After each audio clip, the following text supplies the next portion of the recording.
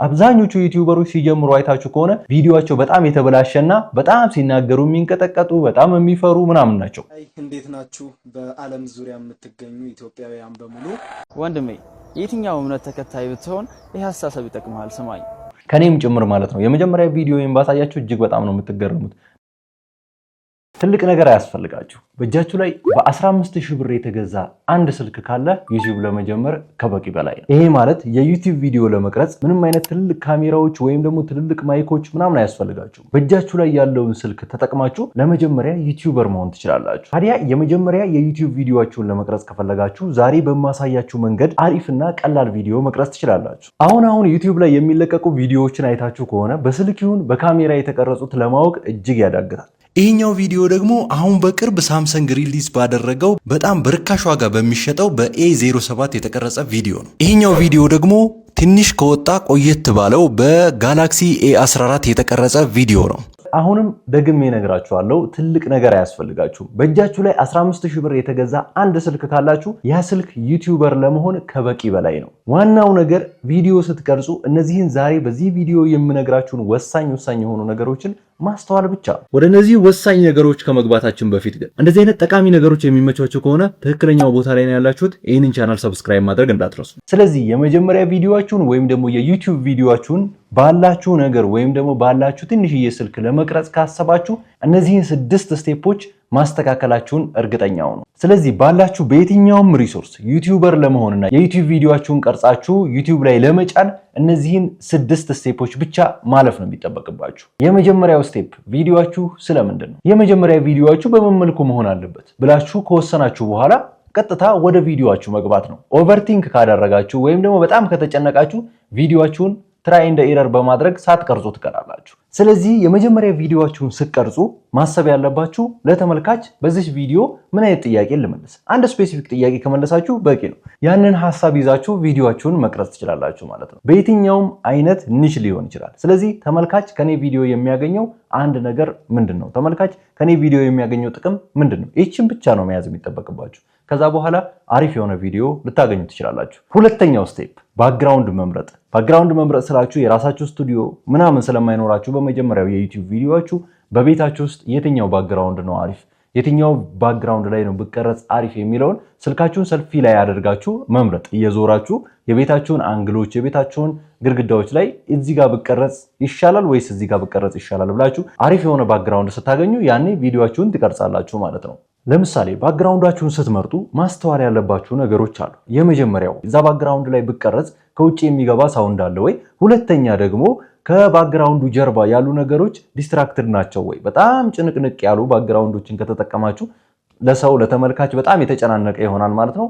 ስለዚህ እንደዚህ አይነት ባክግራውንድ ለተመልካች ሳቢ የሆነ ባክግራውንድ በቤታችሁ ውስጥ መርጣችሁ በዛ ባክግራውንድ ላይ መቀረጽ ማለት ነው። ሶስተኛውና ሌላኛው ነገር ደግሞ የሚያስፈልጋችሁን ዕቃዎች ማሟላት። ለምሳሌ ካሜራችሁ እንደነገርኳችሁ የስልካችሁ ካሜራ ከበቂ በላይ ነው ብያችኋለሁ። እዛ ካሜራ ላይ የሚያስፈልጉ ሴቲንጎችን በየትኛው በኩል መቀረጽ አለባችሁ የሚሉ ነገሮችን ወደ ቪዲዮአችሁ ከመግባታችሁ በፊት እነዛን ሴቲንጎች ልቅም አድርጋችሁ አውቃችሁ መስተካከል መቻል ይኖርባችኋል ማለት ነው። ሌላኛው ደግሞ ስልካችሁን የምታስቀምጡበትን ትራይፖድ ፈልጋችሁ መግዛት። ይህም ደግሞ ትራይፖዶች እጅግ በጣም ርካሽ የሆኑ ትራይፖዶች አሉ። እነዛን ትራይፖዶች መርጣችሁ መግዛት ይኖርባችኋል ማለት ነው። እነዛን ትራይፖዶች መግዛት አልችልም ወይም ደግሞ ዋጋቸው በጣም ተወደደብኝ ወይም ደግሞ በመጀመሪያው መግዛት አልቻልኩም የምትሉ ደግሞ እስከምትገዙ ድረስ ስልካችሁን የሆነ ነገር ላይ አስደግፋችሁ መጠቀም ትችላላችሁ።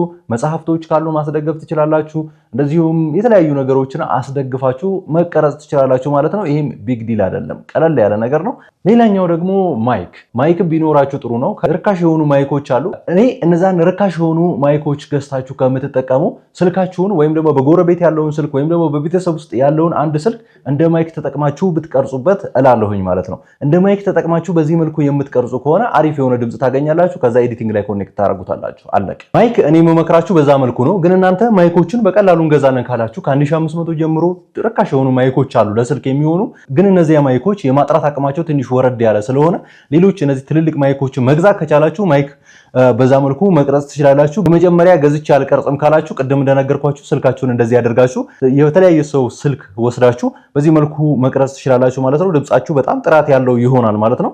ከዛም በኋላ ኤዲቲንግ ላይ እነዛን ማገናኘት ነው ማለት ነው። ሌላኛው ከአስፈላጊ እቃዎች መካከል አንደኛው ላይቲንግ ነው። ላይቲንጋችሁ በጣም ወሳኝ ስለሆነ ላይቲንግ ላይ ከቻላችሁ ኢንቨስት ማድረግ ካልቻላችሁ ደግሞ አይ መጀመሪያ ቪዲዮ ነው ኢንቨስት አላደርግም የምትሉ ከሆነ ደግሞ የበራችሁ ወይም ደግሞ በቤታችሁ ውስጥ ያለውን የመስኮት ላይቲንግ መጠቀም ትችላላችሁ። በዚህ መልኩ የተለያየ አንግል ላይ ናቹራል ላይቲንግ ፈልጋችሁ የራሳችሁን ቪዲዮ በናቹራል ላይት ተጠቅማችሁ መቅረጽ ትችላላችሁ ማለት ነው። ላይቲንግም እጅግ በጣም ወሳኝ ስለሆነ ይህንንም ጉዳይ በጣም ልትጨነቁበትና ልታስቡበት ይገባል። ካሜራችሁ ወይም ደግሞ ስልካችሁ ያለውን አቅም ሙሉ ሊጠቀም ዘንድ ላይቲንጋችሁ አሪፍ መሆን አለበት። ግዴታ ብር ማውጣት አለባችሁ አይደለም። ከዚህ በፊት ስለ ላይቲንግ የሰራው ላችሁ ቪዲዮ አለ። በቤታችን እንዴት አድርገን በ400 ብር ወይ በ500 ብር አምፑል ገዝተን እንዴት አድርገን ላይቲንግን ሴትአፕ ማድረግ እንችላለን የሚለውን ቪዲዮ ሰርቼላችኋለሁ። ያንን ቪዲዮ ገብታችሁ ማየት ትችላላችሁ። በዚህ መልኩ ራሴ እየሰራሁ አሳይቻችሁ ነበር።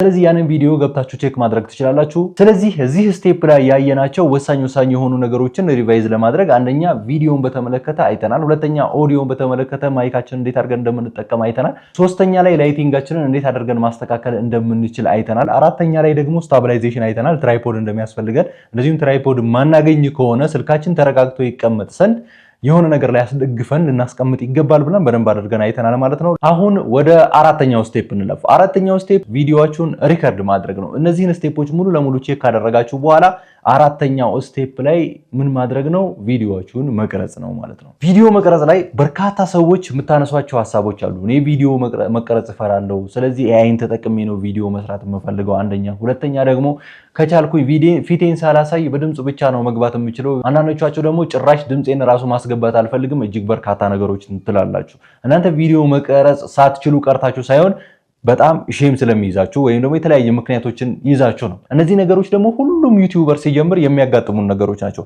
አብዛኞቹ ዩቲዩበሮች ሲጀምሩ አይታችሁ ከሆነ ቪዲዮአቸው በጣም የተበላሸና በጣም ሲናገሩ የሚንቀጠቀጡ በጣም የሚፈሩ ምናምን ናቸው።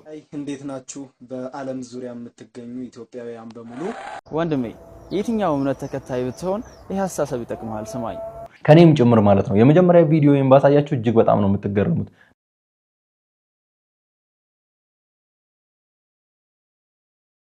መናገር አልችልም። ስክሪፕቴን ራሱ ከስክሪፕት ላይ አንብቦ መናገር ራሱ ያቃተኝ ስክሪፕቱን ትራይፖድ ላይ አያይዤ ከትራይፖድ ላይ እያነበብኩ ነበር ብዙ ጊዜ ቪዲዮዎችን የምሰራው መጀመሪያ የዛሬ 3 ዓመት 4 ዓመት አካባቢ ማለት ነው። ስለዚህ ያንን ግን ካላሳለፋችሁ እንደልባችሁ መቼም መናገር አትችሉም። ዛሬም እፈራለሁ ካላችሁ ነገም እየፈራችሁ ነው የምትመጡት። ስለዚህ ዛሬ መጀመር ካለባችሁ እየተንቀጠቀጣችሁም ቢሆን መጀመር አለባችሁ። ቪዲዮ ፊት ሆናችሁ ካሜራችሁ ልክ መቅረጽ ሲጀምር አውቃለሁ የምትናገሩት ነገር ሁሉ ነው የሚጠፋባችሁ። ለአንድ ሳምንት ብትዘጋጁ የተዘጋጃችሁበት ነገር ሁሉም ይጠፋባችኋል። ያም እንዳለ ነው፣ ሁሉም ሰው የሚያጋጥመው ነገር ነው። ነገር ግን ያንን የተበለሻሸ ቪዲዮ ካልቀረጻችሁ መቼም ቢሆን ፐርፌክት የሆነ ቪዲዮ አትቀርጹም ማለት ነው። እንደሸሻችሁ እድሜያችሁ ያልቃል ማለት ነው። ስለዚህ ዛሬ መቀረጽ ካለባችሁ መቀረጽ አለባችሁ ማለት ነው። ስለዚህ ቪዲዮ መቀረጽን መፍራት የለባችሁም። ካሜራ ፊት ስትወጡ ቪዲዮአችሁን አሪፍ አድርጋችሁ ለመቀረጽ መጣር ይኖርባችኋል ማለት ነው። ዩቲዩብ መስራት እፈልጋለሁ ግን ቪዲዮ መቀረጽ እፈራለሁ የሚል ሰው ዩቲዩብ ላይ ገንዘቦችን ለመስራት ወይም ደግሞ ዩቲዩብ ላይ ሐሳቡን መጥቶ ለመግለጽ እጅግ በጣም አነስተኛ እድል ነው ያለው። ስለዚህ ቪዲዮ መቀረጽ መቻል ይኖርባችኋል ማለት ነው። ስለዚህ ቪዲዮ ለመጀመሪያ ጊዜ እየተቀረጻችሁ ከሆነ እነዚህን ነገሮች ከመቀረጻችሁ በፊት አስተውሉ።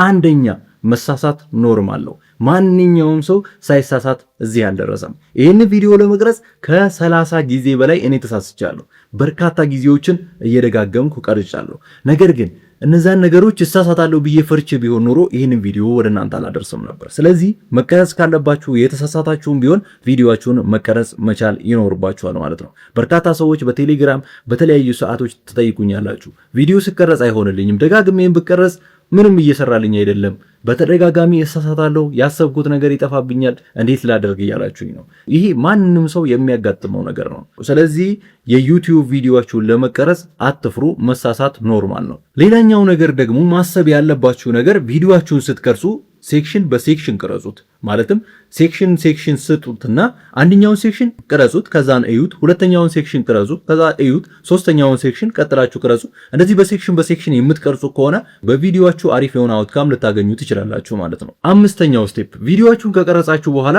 ሪቪው አድርጉት። ማለትም አለፍ እያደረጋችሁ እዩት። ካያችሁ በኋላ ካልሳባችሁ ወይም ደግሞ ደስ ካላላችሁ ድጋሚ ትቀረጹታላችሁ ማለት ነው። ለምሳሌ አቀራረጹ ካልተመቻችሁ፣ ትራይፖድ አቀማመጡ ከተጣመመ፣ ኦዲዮ የማይሰማ ከሆነ፣ ጫጫታ ካለበት ወይም ደግሞ የላይት ችግር ካለበት እነዚህ ነገሮች ሪቪው አድርጋችሁ ካልተስተካከለ ድጋሚ ትቀርጻላችሁ ማለት ነው። የመጨረሻው ነገር ደግሞ ፐብሊሽ ማድረግ ወይም ደግሞ መጫን ነው። እንዴት አድርጋችሁ ፐብሊሽ ማድረግ እንዳለባችሁ ቪዲዮ ሰርቻለሁ፣ ወደፊትም የምሰራ ይሆናል ማለት ነው። ያንን ቪዲዮ አጫጫናችን እንዴት መሆን አለበት የሚለውን ቼክ ማድረግ ትችላላችሁ። በምን መልኩ ብንጭነው ነው ትክክል የሆነ አጫጫን የምንጭነው የሚለውን ያንን ቪዲዮ ማየት ትችላላችሁ። የዛሬው ቪዲዮአችን ይሄን ይመስላል። ቀጣይ በሌላ ቪዲዮ እስክንገናኝ ሰላም።